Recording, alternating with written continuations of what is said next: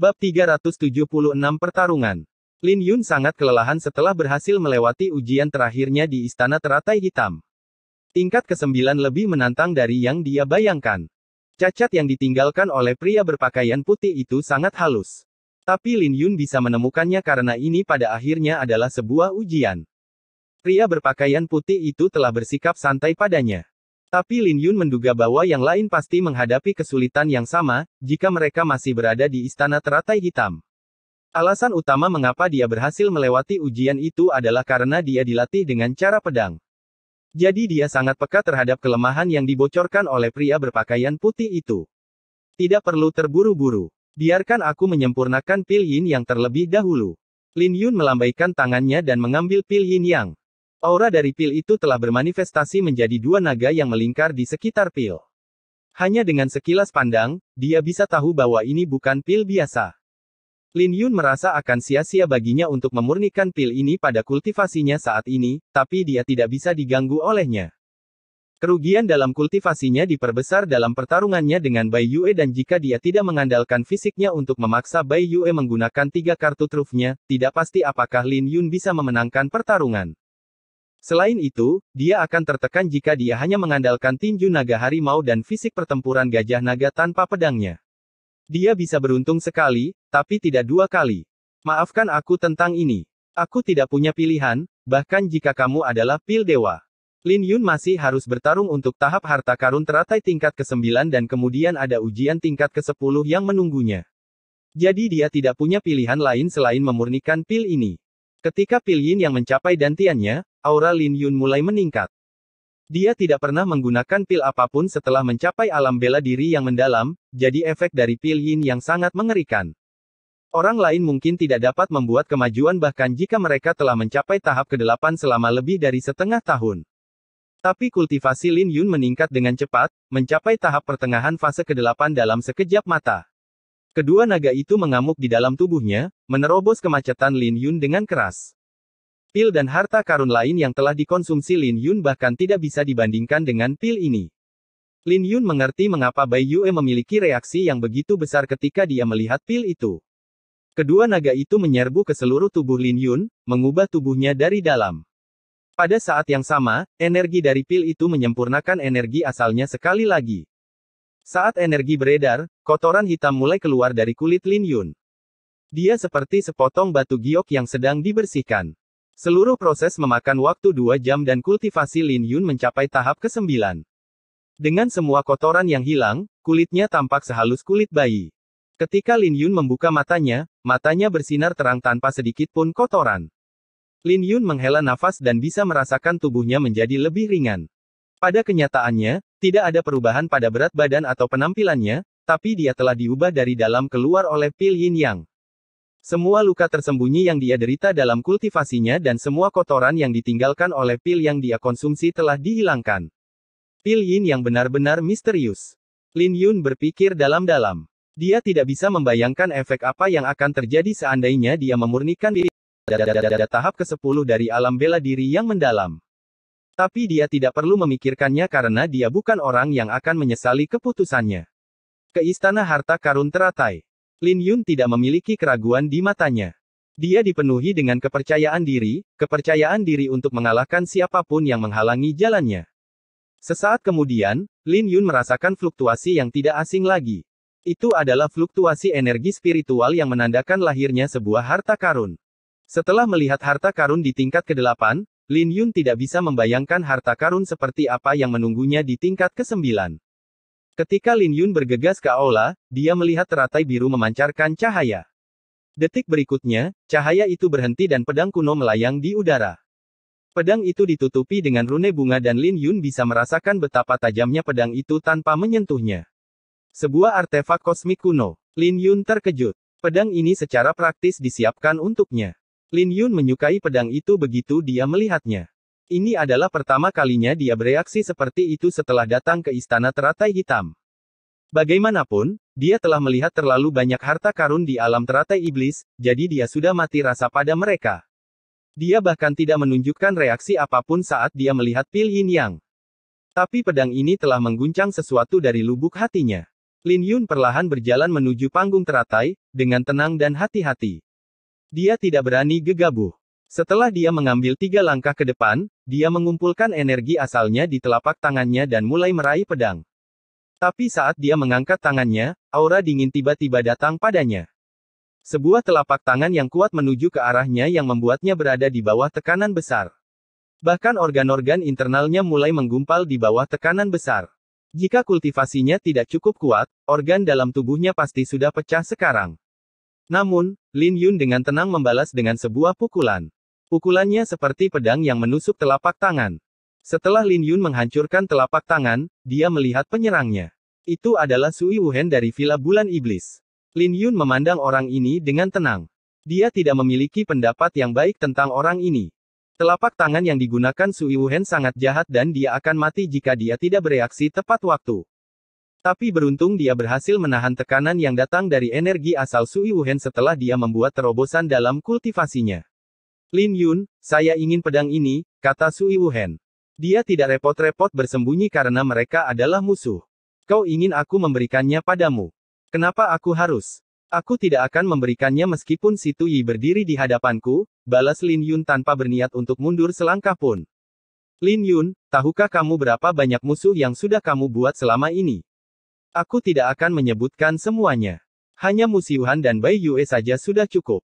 Mu Xiuhan tidak bisa masuk ke istana karena kamu dan Bai Yue hampir terbunuh olehmu. Jadi, apakah Anda yakin ingin menjadi musuh saya? Selain itu, Anda sudah mendapatkan panen yang layak dengan Pil Yin Yang. Sui Wuhen mencoba membujuk Lin Yun untuk menyerah pada pedang.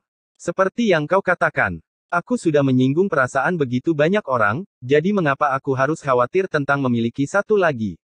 Sui Wuhen terlalu naif untuk mencoba membujuk Lin Yun hanya dengan kata-kata. Aku tahu kamu tidak akan mundur dengan tenang. Karena itu masalahnya, maka aku harus mengalahkanmu. Sui Wuhen meraih kipasnya dan melangkah maju, muncul di hadapan Lin Yun pada detik berikutnya. Dia menggunakan telapak tangan awan.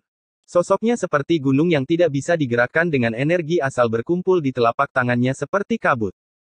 Lin Yun menghadapinya dengan tenang dengan mengetukkan jari-jarinya ke depan dan menghancurkan serangan Sui Wuhen. Sui Wuhen menyerang dengan cepat dan dia juga mundur dengan cepat. Dia terdorong mundur oleh kekuatan di balik serangan Lin Yun. Benar-benar niat pedang yang kuat. Sui Wuhen mengerutkan alisnya dengan ekspresi rumit. Karena dia juga seorang pendekar pedang, dia bisa merasakan niat pedang yang kuat yang datang dari Lin Yun. Kemudian lagi, Pil Yin yang pasti juga membantu meningkatkan kekuatan Lin Yun dan bukan hanya niat pedangnya. Seperti yang Sui Wuhen duga, Lin Yun telah menyia-nyiakan Pil Yin Yang. Bai Yue benar-benar seonggok sampah. Lagi pula, Lin Yun tidak akan menjadi sekuat itu jika bukan karena Bai Yue. Bayangan yang berkedip-kedip. Sui Wuhen langsung memikirkan tindakan balasan dan sosoknya menjadi kabur. Detik berikutnya, telapak tangan yang tak terhitung jumlahnya datang ke arah Lin Yun dari segala arah, yang langsung menelan Lin Yun. Kamu mencoba menguji kultivasi saya. Aku takut aku hanya akan mengecewakanmu. Lin Yun mungkin akan terkejut dengan serangan ini jika dia tidak mengembangkan sutra pedang Ziyuan. Setelah mencapai tahap ke-9 dari alam bela diri mendalam, Sui Wuhen tidak lagi memiliki keuntungan dalam kultivasi. Dengan kedua jarinya saling menempel, Lin Yun melepaskan sinar pedang yang tak terhitung jumlahnya. Serangannya seperti air mancur panas yang muncul di danau yang menyatu membentuk tornado air. Lin Yun mengaum dan melepaskan serangannya, menghancurkan semua telapak tangan yang datang dari sekitarnya. Kalau begitu bagaimana dengan ini? Sui Wuhen mendengus dingin dan mulai mengumpulkan energi asalnya ke telapak tangan kanannya sebelum mengirimkannya. Teknik bela diri Villa Bulan Iblis sangat kuat. Bagaimanapun, mereka dikenal sebagai salah satu dari 4 sekte utama. Tapi sayang sekali Sui Wuhen bertemu dengan orang yang salah. Lin Yun membentuk segel, menggabungkan segel Fajra Abadi, segel pemecah langit, dan segel penakluk iblis bersama-sama. Naga tersembunyi, harimau jongkok. Lukisan naga. Naga melonjak. 100 gelombang binatang. Mengalahkan naga dan harimau. Energi asal Lin Yun berkumpul bersama dengan 3 segel dan menghujani Sui Wuhen dengan pukulan. Pada saat yang sama, niat pedang kuasi Xiantiannya juga menyatu dengan gabungan 3 segel. Setiap pukulan dari Lin Yun sangat kuat dan ketika dia menggunakan naga dan harimau penakluk, pukulan Lin Yun menerobos serangan Sui Wuhen dan mendarat di dada Sui Wuhen. Sui Wuhen terpental dan memuntahkan darah. Tapi sebelum dia mendarat di tanah, dia membanting telapak tangannya ke tanah. Dengan menggunakan benturan itu, Sui Wuhen merentangkan kedua tangannya ke udara sebelum dia melayang ke bawah. Dia sangat gesit. Wajahnya tidak sedap dipandang saat dia menatap Lin Yun. Menarik. Kau memiliki tinju naga harimau yang mengguncang kekaisaran Qin besar dan bahkan teknik bela diri pemurnian tubuh terkuat dari kekaisaran Qin besar. Mengejutkan bahwa Anda bisa memiliki niat pedang yang begitu kuat. Saya khawatir tidak ada orang lain yang sebanding dengan Anda di antara para junior. Sebuah tawa bergema dan Jing Jue muncul dari sebuah lorong. Dia menatap Lin Yun dan bertanya, Sui Wuhen, kau tidak keberatan memiliki seorang pembantu, bukan? Bab 377 Pemenang Akhir. Lin Yun dan Sui Wuhen tidak terkejut dengan kemunculan Jing Jue. Saat Jing Jue muncul, mereka sudah menyadarinya.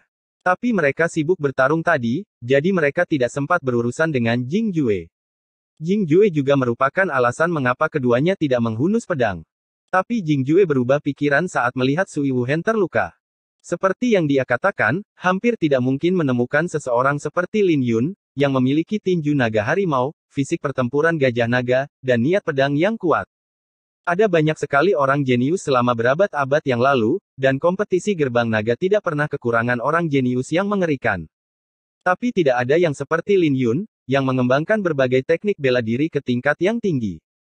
Tidak peduli apakah itu tinju naga harimau atau fisik pertempuran gajah naga, memiliki salah satu dari mereka dapat memungkinkan seseorang untuk berdiri di puncak tiang totem kekaisaran.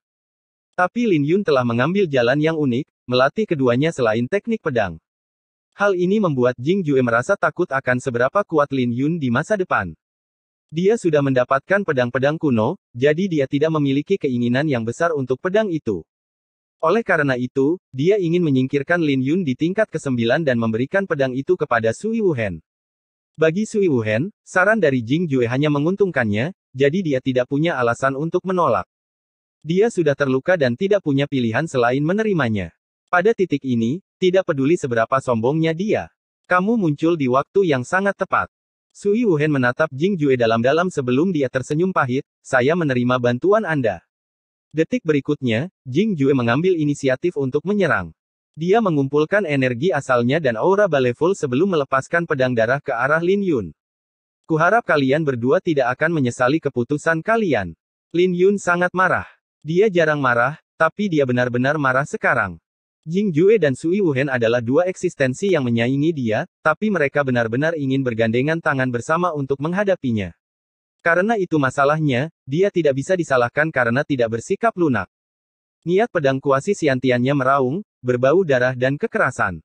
Musyuhan telah membunuh banyak orang, tapi jumlah orang yang mati di bawah pedang Lin Yun juga tidak sedikit. Pedang. Lin Yun memegang pedang pemakaman bunga. Ketika dia merasakan hubungan dengan pedang itu, dia menuangkan energi asalnya ke dalamnya dan menebas pedangnya ke pedang yang masuk. Pedang yang kuat itu langsung merobek pedang yang terbuat dari energi asal dan aura baleful. Tapi itu belum semuanya karena energi pedang yang tersisa terus bergerak menuju Jing Jue.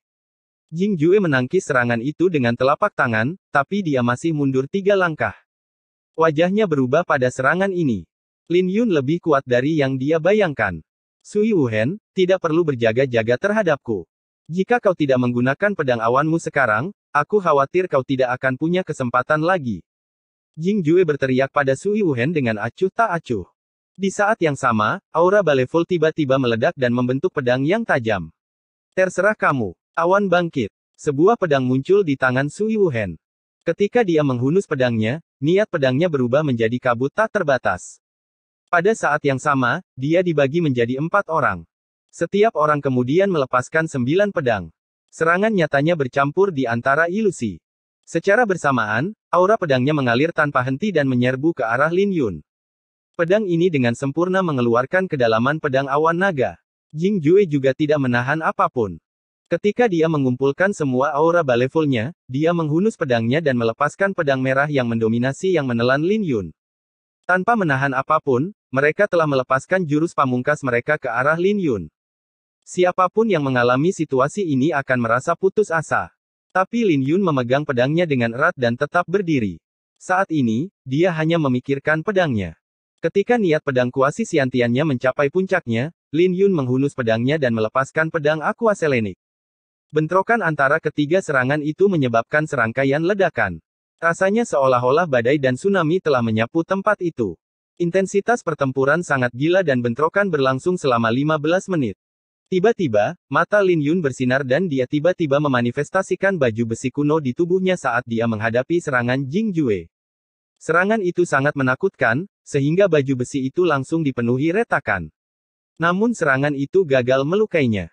Di saat yang sama, Jing Jue juga terpukul mundur. Bulan bercahaya. Lin Yun mengambil kesempatan ini dan merobek kabut dengan pedangnya untuk memaksa Sui Wuhen keluar. Ketika Sui Wuhen muncul, bulan bercahaya milik Lin Yun diarahkan padanya. Sialan. Wajah Sui Wuhen berubah. Dia lengah oleh serangan ini dan dia tahu bahwa cedera tidak bisa dihindari. Saat ini, satu-satunya hal yang bisa dia lakukan adalah mencoba mengurangi jumlah cedera yang akan dia derita. Tanpa ragu-ragu, Sui Wuhen mengayunkan pedangnya ke depan. Tapi bulan yang terang bukanlah sesuatu yang bisa dengan mudah dia hadapi tanpa persiapan. Serangan Sui Wuhen sepenuhnya terpecah dan bulan segera menyelimutinya. Ketika Jing Jue kembali ke tanah, dia melihat ke tempat kejadian dengan kaget. Dia merasa beruntung karena serangan itu diarahkan pada Sui Wuhen. Dia tidak bisa membayangkan apa yang akan terjadi jika dia mengalami serangan itu secara langsung. Setelah Sui Wuhen keluar dari bulan, dia berlumuran darah. Baik dia dan Jing Jue menatap Lin Yun. Mereka berdua terkejut dengan bagaimana Lin Yun berhasil mempertahankan keunggulan dalam pertarungan melawan mereka berdua. Segudang embun beku. Tidak memberi mereka waktu untuk mengumpulkan diri, Lin Yun melepaskan jurus pamungkas yang lain. Setiap kali pedang Lin Yun bergerak, itu diikuti oleh angin dingin yang tampak seperti bunga yang mekar di musim dingin, melambangkan kebangsawanan dan embun beku. Itu terlihat seperti pedang biasa, tapi itu langsung mengubah sekelilingnya menjadi musim dingin.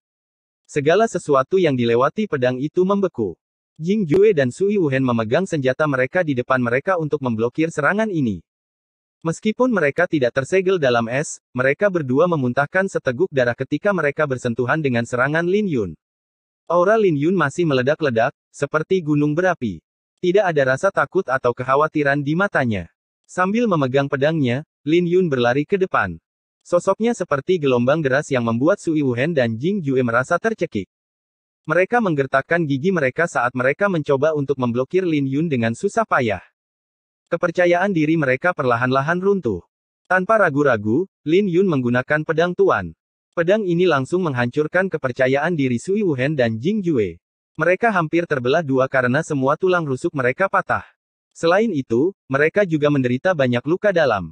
Mereka tergeletak di tanah, terengah-engah dengan susah payah. Tetapi ketika sebuah slip giok muncul di tangan mereka, mereka merasakan hawa dingin menjalar di tulang belakang mereka dan tatapan dingin diarahkan ke arah mereka. Mereka segera menghentikan apa yang mereka lakukan.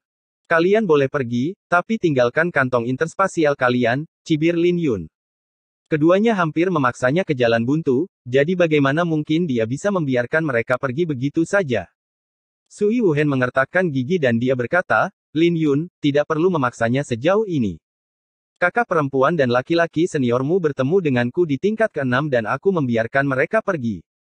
Saat dia berbicara, dia mengeluarkan sebotol pil awan dingin dari kantong interspasial. Niatnya jelas. Kuharap kau tidak berbohong padaku. Lin Yun menganggukkan kepalanya setelah mengambil sebotol pil awan dingin. Sui Wuhen menghela nafas lega dan menghancurkan slip giok itu. Dia meninggalkan tingkat ke-9 dengan penyesalan. Kamu lebih baik mati di tingkat ke-10. Jing Jue membuang kantong interspasialnya dan menghancurkan slip giok. Ada pedang artefak kosmik kuno di dalam kantong interspasialnya dengan nilai yang tidak lebih rendah dari pedang artefak kosmik kuno. Ketika dia membuang kantong interspasialnya, Jing Jue merasa seolah-olah dagingnya dipotong. Rasa sakit di wajahnya tidak bisa dilukiskan.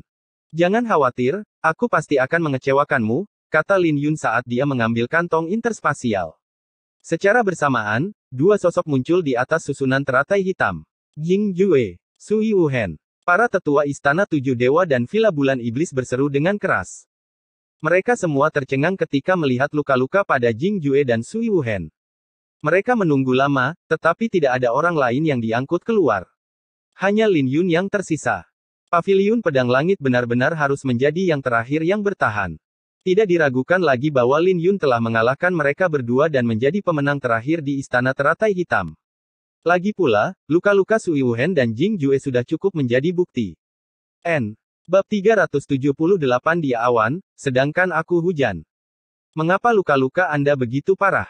Wajah tetua istana Seven Despair berubah ketika dia melihat luka Jing Jue. Luka itu hampir membelah Jing Jue menjadi dua. Nyatanya, Jing Jue beruntung masih hidup. Lin Yun merampas kantong interspasial saya, kata Jing Jue dengan wajah gelap. Dia tidak mengatakan hal lain selain itu. Dia tidak bisa mengakui bahwa dia dipukuli seperti anjing oleh Lin Yun bahkan setelah bergandengan tangan dengan Sui Wuhen. Apa? Wajah tetua itu berubah. Jing Jue secara alami memiliki panen yang bagus sejak dia berhasil mencapai tingkat ke-9 dan banyak tetua yang menaruh harapan padanya. Bagaimanapun, fondasi mereka jauh lebih lemah daripada 4 sekte utama. Ini berarti bahwa hilangnya Jing Jue merupakan pukulan besar bagi mereka. Di sisi lain, Jing Jue tidak merasa terlalu sedih dengan kekalahannya selain kehilangan pedang artefak kosmik kuno. Aku akan membuat terobosan ke tahap ke-10 dari alam bela diri yang mendalam terlebih dahulu. Kita akan bicara setelah Lin Yun keluar, lanjut Jing Jue dengan dingin. Dia sudah berada di tahap ke-9 dari alam bela diri yang mendalam sebelum dia memasuki alam teratai iblis. Jadi dia sekarang bisa membuat terobosan. Di lokasi lain, Sui Wuhen tetap diam. Dibandingkan dengan Jin Jue, dia hanya kehilangan sebotol pil awan dingin. Tentu saja, dia tidak menderita kerugian sebesar itu. Tapi dia tidak bisa menahan rasa kecewa karena dia kehilangan kesempatan untuk menempa legenda lain di tingkat ke-10. Adik laki-laki adalah satu-satunya yang tersisa. Para tetua dan murid paviliun pedang Ling Qiao merasa gugup. Lin Yun telah menciptakan keajaiban sepanjang waktu.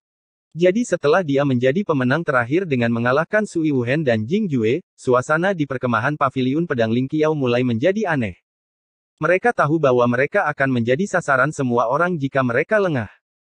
Xin Jue melirik ke arah sekte Huanyuan dan melihat para tetua sekte Huanyuan memelototi mereka. Ada yang tidak beres dengan sekte Huanyuan. Tak satu pun dari 3 murid inti mereka yang keluar, yang berarti mereka pasti sudah mati di dalam, kata Xin Jue. Mungkinkah adik laki-laki itu yang membunuh mereka? Ketiga murid inti meninggal. Wen Yanbo pasti akan dihukum jika dia kembali ke sekte. Bagus sekali. Luo Feng mendengus dingin. Jadi bagaimana jika Lin Yun membunuh mereka? Sekte Tulang Darah, Sekte Api Iblis, dan Istana Seventeen juga memandang kita dengan aneh. Karena ada pemenang, ada juga yang kalah. Mereka pasti menderita di tangan adik kita. Setelah adik laki-laki keluar, perkelahian tidak bisa dihindari. Para kultivator iblis tidak akan membiarkannya pergi begitu saja. Sekte Huanyuan pasti akan mencampuri masalah ini. Prestasi besar juga berarti tekanan besar. Pencapaian Lin Yun secara praktis mencapai batas dari apa yang bisa ditanggung oleh paviliun pedang Ling Qiao. Semua tetua dan murid bisa merasakan ada yang tidak beres dengan situasi ini. Amati situasinya dan bertindaklah sesuai dengan itu. Paviliun pedang Ling Qiao tidak pernah menimbulkan masalah, tapi bukan berarti kami takut akan masalah, kata tetua pedang. Tetua pembawa pedang datang dengan pedang langit, yang membuat para tetua dan murid merasa terhibur. Tapi Luo Feng masih memberi sinyal mata kepada Xin Jue dan tetua lainnya agar mereka bersiap-siap. Setelah beristirahat sejenak di tingkat ke-9 istana teratai hitam, Lin Yun mengarahkan perhatiannya ke kantong interspasial Jing Jue. Ketika dia menuangkan semuanya dari kantong antar ruang, tidak ada segunung harta karun seperti yang dia bayangkan. Jing Jue hanya menyimpan harta karun yang berharga. Harta itu berupa teknik kultivasi yang tidak lengkap, pil spiritual tingkat tinggi, batu giok spiritual kelas 2, atau harta aneh lainnya. Tapi yang paling menarik perhatiannya adalah pedang kuno yang terasa seperti binatang buas. Artefak kosmik. Lin Yun terkejut dan dia meraih pedang itu untuk merasakannya. Itu adalah artefak kosmik kuno yang asli, yang sempurna yang belum dirusak oleh racun iblis. Ada juga sebuah kata kuno yang terukir di pedang itu, bijaksana. Itu belum rusak, yang berarti itu tidak bisa digunakan di alam teratai iblis seperti Scarlet Flame War Banner. Lin Yun tidak menyangka bahwa Istana Seven Despair akan memberikan Jing Jue sebuah artefak kosmik. Jadi ini berarti Jing Jue pasti mendapatkan pedang itu di tingkat ke-8. Lin Yun sekarang mengerti kebencian di mata Jing Jue sebelum dia pergi. Lagi pula, Lin Yun juga tidak akan merasa senang jika dia dipaksa menyerahkan pedang pemakaman bunga. Tapi Lin Yun tidak akan mengasihani musuhnya. Jing Jue pantas mendapatkannya. Lin Yun tidak bisa disalahkan karena kejam. Selain pedang itu, ada 5 harta karun lainnya, sebuah guci anggur kuno, sebuah kuali dupa, sebuah lukisan kuno, sebuah buah, dan sebuah bunga yang aneh. Ini. Mata Lin Yun berbinar saat melihat bunga itu. Kelopak bunga itu berbentuk seperti butiran salju. Bunga Azure Snow. Lin Yun tidak yakin dengan spesies bunga itu, tapi dia yakin bahwa bunga ini tidak biasa. Itu datang tepat pada waktunya karena pedang pemakaman bunga tertancap pada artefak mendalam tingkat transenden puncak. Dia segera menghancurkan bunga itu sebelum menempatkan kelopaknya ke dalam kotak pedang. Dia kemudian mengalihkan pandangannya ke guci anggur kuno. Dia tidak tahu anggur apa ini, tapi itu tidak kalah dengan yang diberikan kepadanya oleh sang putri. Sedangkan untuk buahnya, memancarkan aura dingin dan tampak seperti permata. Itu tampak seperti buah es yang sangat dingin yang tercatat dalam buku. Adapun lukisan itu bukan diagram wawasan Dao yang berhubungan dengan pedang atau fisik. Jadi itu tidak berguna bagi Lin Yun. Di sisi lain, kuali dupa itu adalah sesuatu yang bisa membantu kultivasinya, sama seperti tikar yang dia dapatkan. Orang ini sudah mendapatkan cukup banyak. Dia mungkin merampok banyak orang di sepanjang jalan, tapi sayang sekali mereka semua menjadi milikku sekarang. Lin Yun melambaikan tangannya dan memasukkan semuanya ke dalam kantong interspasial sebelum beralih ke pedang di panggung harta karun teratai. Dengan senyum tipis, Lin Yun melangkah maju dan meraih pedang itu. Berdarah. Nama pedang itu adalah Belit, yang membuat Lin Yun merasa penasaran dengan asalnya. Tapi tepat ketika dia hendak meraih pedang itu, Lin Yun tiba-tiba teringat sesuatu dan menghentikan apa yang dia lakukan. Dia memiliki keraguan di wajahnya dan dia menghela nafas. Dia akhirnya menekan rasa ingin tahunya dan tidak meraih pedang itu. Dia takut pedang ini akan patah, sama seperti pedang lain yang dia pegang. Lin Yun tidak sanggup mengambil resiko mematahkan pedang yang begitu berharga. Lupakan saja. Lin Yun akhirnya tidak memiliki keberanian untuk bertaruh dan menyimpan pedang itu di dalam kantong interspasial. Kemudian, Lin Yun melangkah ke panggung harta karun teratai.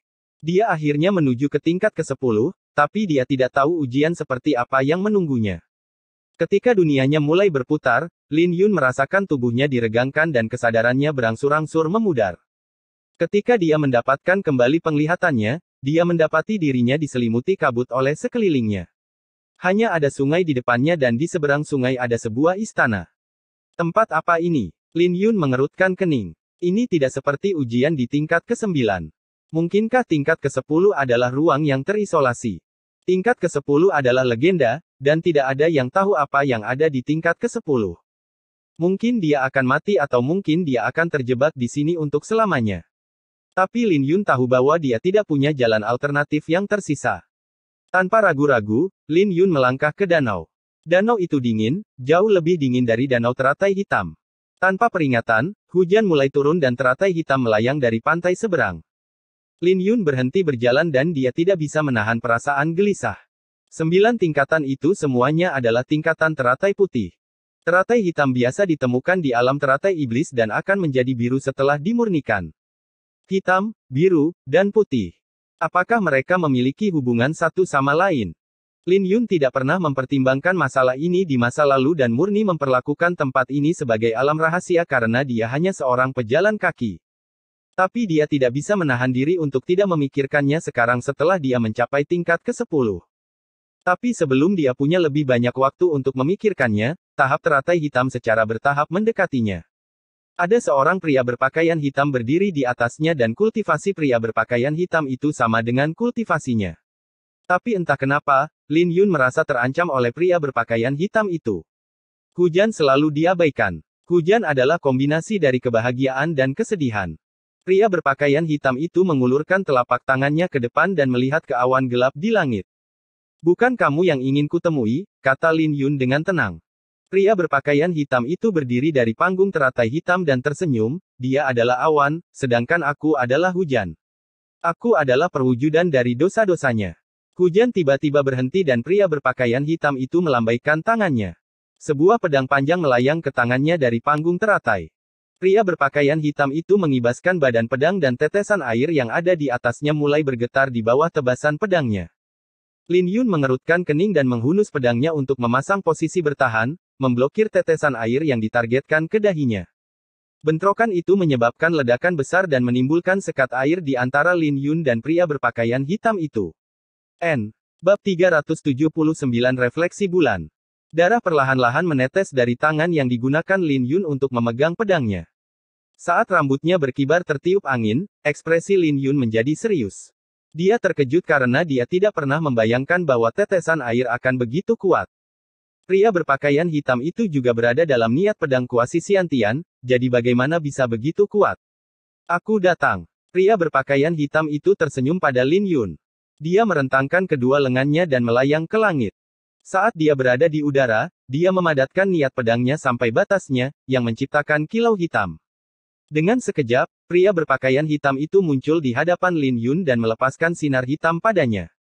Niat pedangnya tiba-tiba meledak seperti gunung berapi. Lin Yun tidak punya banyak waktu untuk memikirkan banyak hal dan langsung mengeksekusi 7 langkah mendalam untuk menghindari serangan itu. Apa kau pikir kau bisa melarikan diri? Cluster Gale. Pria berpakaian hitam itu mengayunkan pedangnya sambil tersenyum dan angin kencang menyerbu keluar dari pedangnya seperti naga. Lin Yun mendarat di atas air dan menyerang balik dengan tebasan menggunakan bulan bercahaya. Dua sinar pedang yang kuat itu berbenturan bersama, yang menyebabkan ledakan besar dari benturan itu. Kamu agak mampu. Pria berpakaian hitam itu tersenyum dan dia berubah menjadi seberkas cahaya. Lin Yun segera mengangkat pedangnya untuk mempertahankan diri sambil mengedarkan sutra pedang Ziyuan. Embun beku dingin. Tapi serangan yang mengalir seperti air itu tiba-tiba meledak dan membuat Lin Yun terbang menjauh. Ketika Lin Yun terjatuh, dia tahu bahwa dia harus melakukan sesuatu. Dia tidak bisa menyerahkan inisiatif pertempuran ini pada pria berpakaian hitam itu. Dengan merentangkan kedua lengannya, Lin Yun membumbung tinggi ke angkasa seperti burung gagak emas. Itu adalah jurus 7 langkah mendalam dari sayap gagak emas. Kamu tidak bisa melarikan diri. Tatapan pria berpakaian hitam itu berubah menjadi dingin. Dia mengayunkan pedangnya dan menyerangkan 7 tetesan air seperti meriam setelah menanamkan niat pedangnya ke dalamnya. Lin Yun mendorong 7 langkah mendalam sampai batasnya dan mengambil 7 langkah maju di udara. Menghasilkan 7 bayangan dengan teknik gerakannya, bayangan-bayangan itu mengayunkan pedangnya dan mengembalikan 7 tetesan air. Pria berpakaian hitam itu berlari ke depan dan dengan mudah menghindari tetesan air. Ketika tetesan air jatuh ke danau, mereka langsung menyebabkan 7 ledakan di permukaan air dan memunculkan 7 geyser. Ketujuh geyser mengaum seperti naga di belakang pria berpakaian hitam itu. Itu adalah pemandangan yang mengejutkan untuk dilihat, tetapi pria berpakaian hitam itu dengan tenang berjalan ke tempat Lin Yun akan jatuh. Masih di udara, Lin Yun akhirnya marah karena pria berpakaian hitam itu mendorongnya terlalu jauh. Dia telah menggunakan semua momentum di udara dan dia tidak bisa meminjam tenaga untuk mengubah arahnya. Karena itu masalahnya, Lin Yun mengarahkan pedangnya di bawahnya dan terjun ke bawah seperti meteorit. Segel pedang Ziyuan muncul di punggung tangan Lin Yun dan dia menjentikkan jarinya, melepaskan 9 sinar pedang ungu ke arah pria berpakaian hitam itu. Serangan ini sempat mengejutkan pria berpakaian hitam itu. Dia mundur 9 langkah dan dipaksa masuk ke dalam air mancur panas. Setelah Lin Yun menjentikkan jarinya, dia menamparkan telapak tangannya ke air untuk menghentikan penurunannya. Dengan menggunakan kekuatan pantulan, Lin Yun membalikkan badannya di udara. Setelah Lin Yun menstabilkan sosoknya, dia melihat sekeliling dan menemukan bahwa pria berpakaian hitam itu hilang. Kamu pada akhirnya akan jatuh. Sesosok tubuh tiba-tiba melesat keluar dari danau di samping Lin Yun. Saat air jatuh, sinar dingin juga melesat keluar dari tubuh Lin Yun. Meskipun Lin Yun memanifestasikan Dracopan War Armor pada saat kritis, pedang itu masih menembus bahunya dan mengirimnya terbang beberapa ratus meter jauhnya. Ketika Lin Yun jatuh ke tanah, rasa sakit yang menggigit yang datang dari bahunya begitu kuat hingga menusuk ke dalam tulang-tulangnya. Bibir Lin Yun bergerak-gerak karena dia akhirnya tahu bagaimana perasaan musuhnya saat dia menikam mereka. Melihat pria berpakaian hitam itu, Lin Yun memiliki kilatan keputusasaan di wajahnya. Apakah kamu merasa putus asa? Kamu sudah melakukan pekerjaan yang hebat untuk bertahan selama ini. Kamu tidak perlu menyalahkan dirimu sendiri. Bagaimanapun, aku adalah lawanmu. Pria berpakaian hitam itu menyipitkan matanya. Lin Yun sekarang tahu mengapa tingkat ke-10 adalah legenda. Mereka yang datang mungkin mati di sini, tapi Lin Yun memaksa dirinya untuk tidak menyerah. Dia berangsur-angsur menjadi tenang dan mulai fokus. Karena ini adalah ujian, ini berarti ada cara untuk melewatinya. Karena pria berpakaian putih itu mengatakan bahwa dia menunggunya di tingkat ke-10, ini berarti ada cara untuk mengalahkan pria berpakaian hitam ini.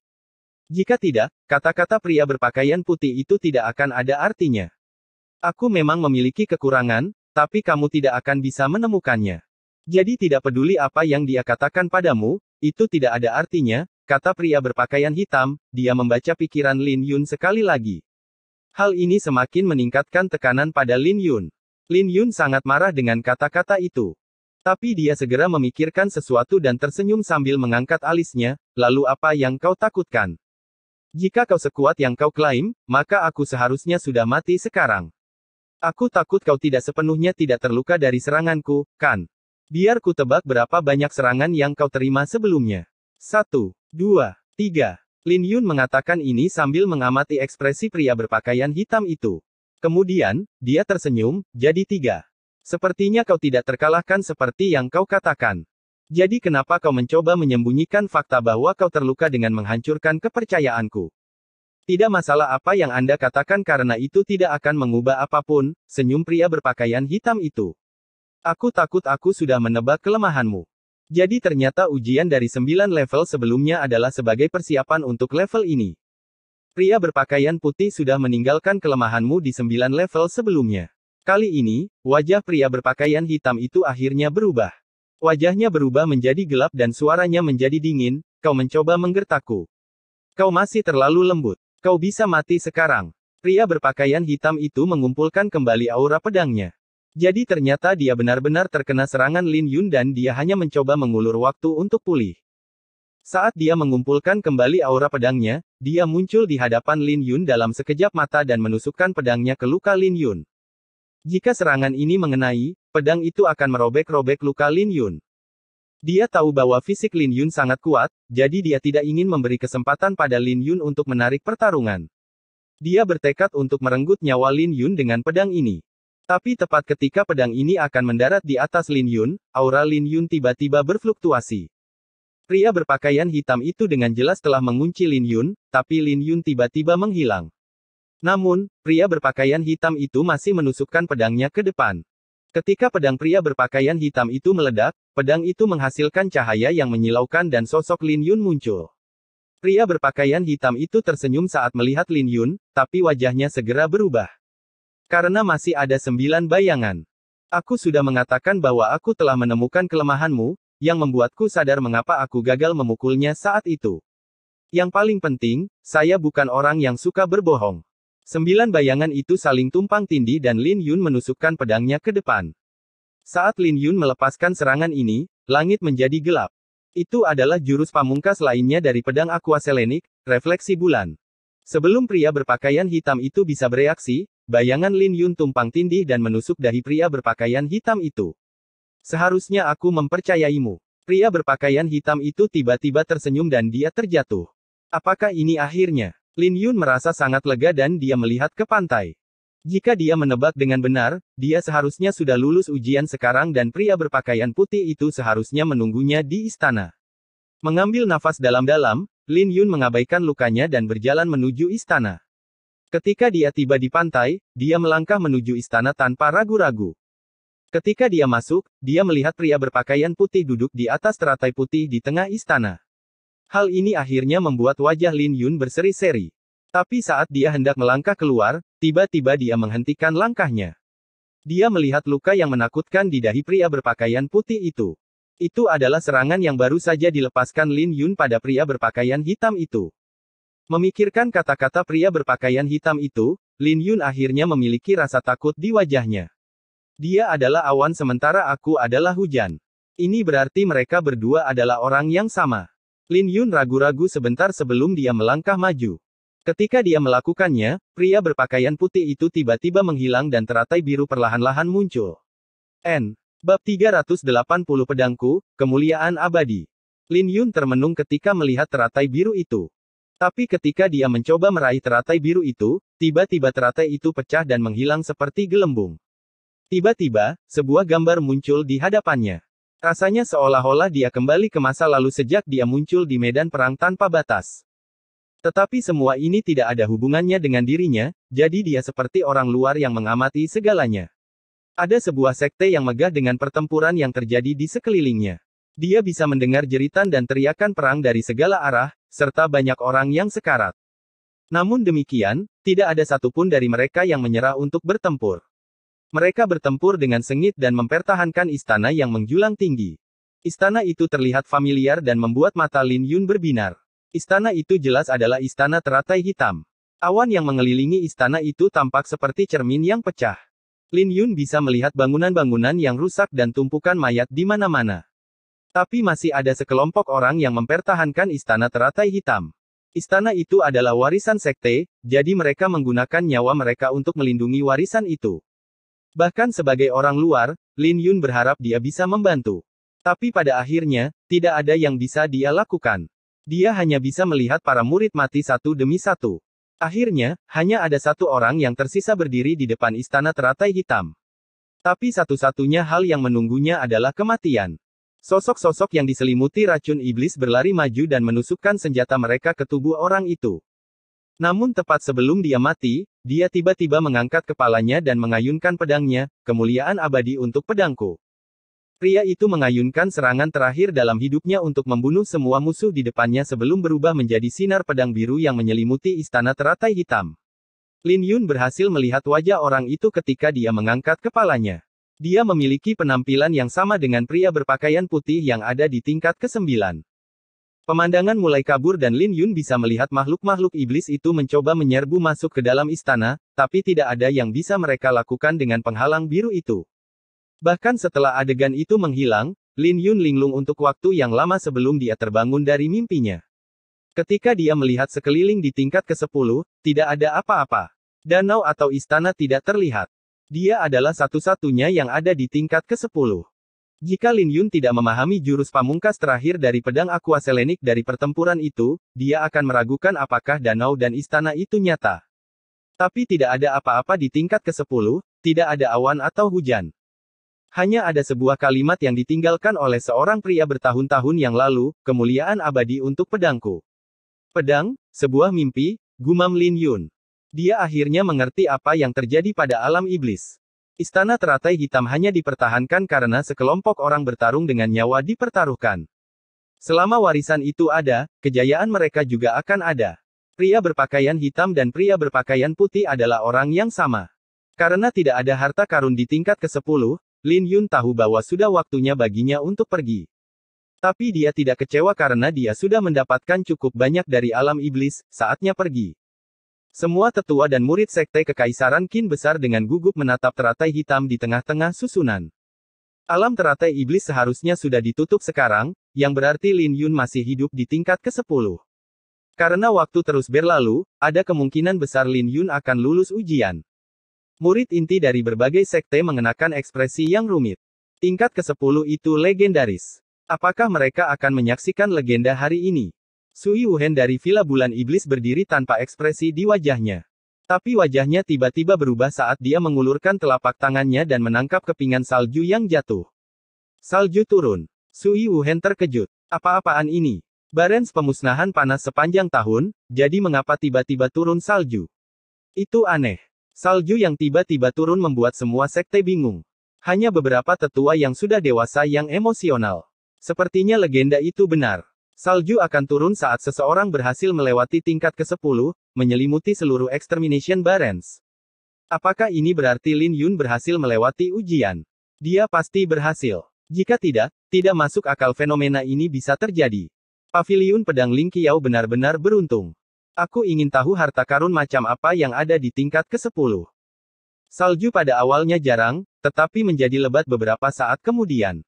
Hanya dalam waktu singkat, Barrens pemusnahan tertutup lapisan salju tebal. Pada saat yang sama, keributan besar meledak karena semua orang secara pribadi telah menyaksikan legenda hari ini. Lagi pula, tidak ada yang tahu kapan salju akan turun di Barrens pemusnahan lagi.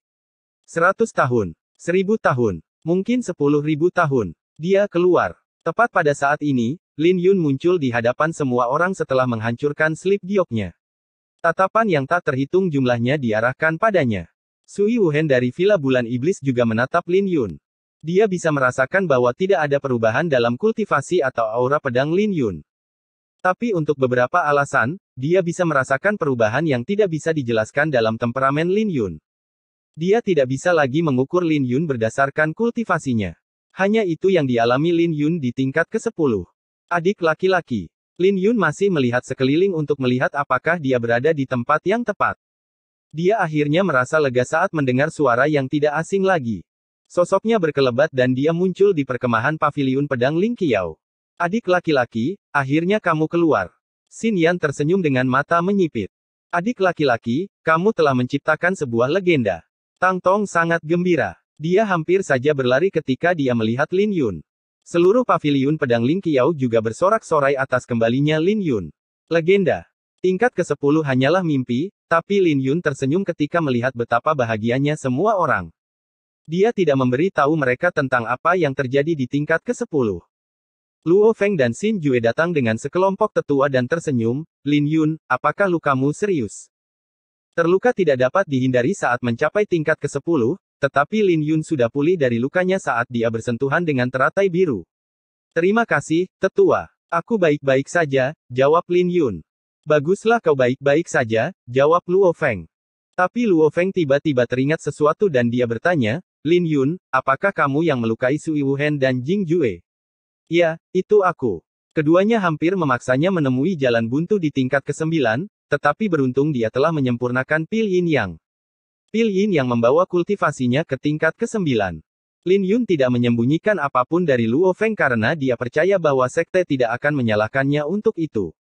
Kata-katanya menyebabkan Luo Feng dan para tetua di sekitarnya menatapnya dengan heran. Apakah kamu orang yang mengalahkan Bai Yue dari sekte api iblis juga? Ya. Apa kau juga yang membunuh 3 murid inti dari sekte Huan Yuan, Zhang Yan, Zhao Kuan, dan Xiao Ming? Aku hanya melakukan itu karena aku bertemu dengan mereka, jawab Lin Yun. Kata-katanya membuat semua orang menarik napas dingin. Bahkan tatapan mereka berubah saat menatapnya. Itu adalah pencapaian yang mengesankan, tapi Lin Yun telah menjawab semuanya dengan santai.